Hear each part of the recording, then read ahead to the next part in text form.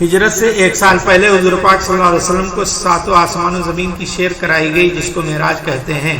قرآن کریم میں بھی صراحتاً کے ساتھ اس کا تذکرہ آیا ہے۔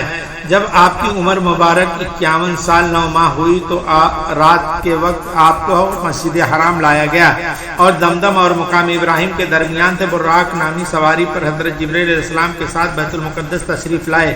یہاں آپ کے تمام انبیاء کرام کی امامت فرمائی۔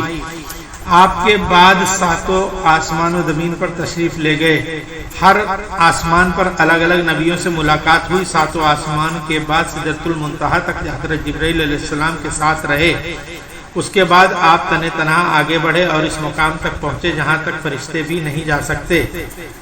پھر وہیں پر آپ کو 5 وقت کی نماز تحفے میں دی گئی۔ اس کے بعد آپ مکہ تشریف واپس لائے۔ اس سفر میں آپ